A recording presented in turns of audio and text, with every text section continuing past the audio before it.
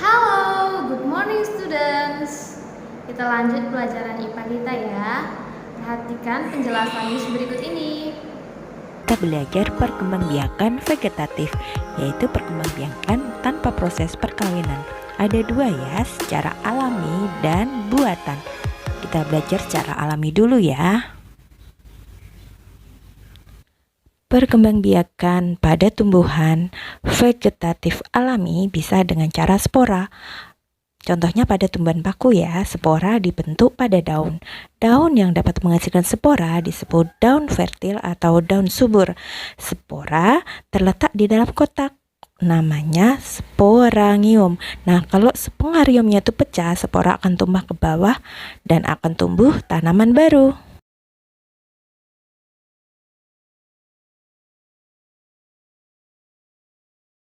Dengan cara rizoma. Rizoma ini adalah akar tinggal, yaitu batang yang tumbuh mendatar di dalam tanah yang menyerupai akar.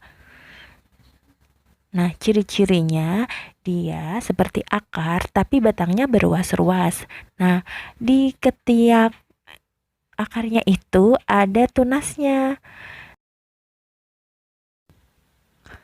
Contohnya pada tanaman jahe, kencur, kunyit, kunci, temulawak, nah dan sejenisnya ya. Berikutnya, perkembangbiakan dengan cara umbi lapis. Nah, umbi lapis ini adalah bagian dari pelepah daun yang berfungsi sebagai cadangan makanan dan bentuknya berlapis-lapis. Ya, itu terlihat di pangkal batangnya itu ada bulat namanya siung.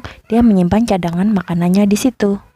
Berikutnya dengan cara umbi batang. Nah, umbi batang adalah bagian batang yang tumbuh di dalam tanah dan berfungsi untuk menyimpan cadangan makanan, terutama berupa zat tepung. Nah, di dalam kulit umbi itu terdapat tunas. Nah, kalau cocok tanahnya, dia akan menjadi tanaman baru. Berikutnya berkembang biak dengan umbi akar. Umbi akar adalah akar yang berubah fungsi untuk menyimpan cadangan makanan, terutama zat tepung. Nah, contohnya pada wortel ya. Cirinya dia tidak mempunyai daun atau kuncup. Jadi dari akar langsung batang.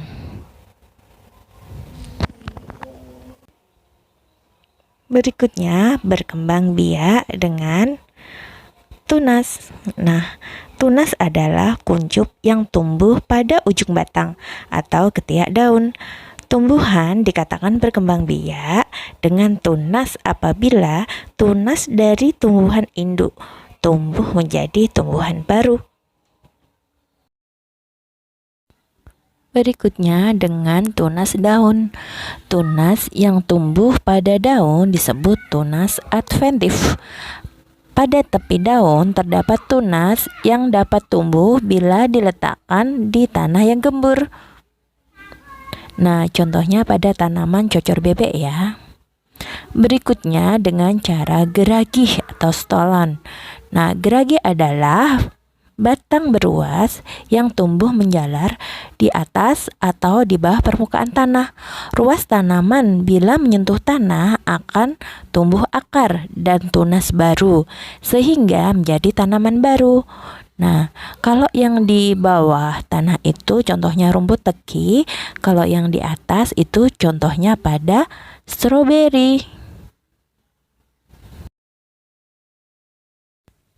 Sekarang kita belajar perkembangbiakan vegetatif buatan. Apa sih perkembangbiakan vegetatif buatan itu? Perkembangbiakan yang tanpa dilalui proses perkawinan tapi dengan bantuan makhluk lain, dalam hal ini manusia ya. Nah, di antaranya bisa dengan cara mencangkok. Nah, perhatikan ya langkah-langkahnya. Pertama, kita kupas kulit dan kambiumnya, lalu beri tanahnya yang lembab ya. Bungkus dengan serabut kelapa. Kalau nggak ada plastik juga nggak apa-apa, dilubangi kecil-kecil. Habis itu diikat ya. Nah, jangan lupa tiap hari disiram. Siramnya nggak usah terlalu banyak, yang penting tanahnya lembab. Oke. Berikutnya dengan cara menstek. Nah, kali ini kita ambil contoh batang singkong akan kita stek. Kita potong miring ya, agar mudah dimasukkan ke dalam tanah. Tanahnya kita gemburkan juga. Berikutnya dengan cara merunduk. Nah, cari cabang yang dekat tanah. Nah, kita rundukkan ya, kita masukkan ke dalam tanah, kita tambahin tanah dengan tanah yang gembur sehingga akar mudah untuk tumbuh. Kalau sudah tumbuh, kita potong, tumbuhlah tanaman baru. Berikutnya dengan cara okulasi atau menempel. Nah, di sini harus ada dua tanaman yang berbeda ya. Nah, tanaman yang pertama kupas batangnya, tanaman yang kedua ambil mata tunasnya. Nah, mata tunasnya itu kita tempelkan di tanaman satunya. Oke, lalu ikat, bisa dengan plastik, rafia atau isolasi.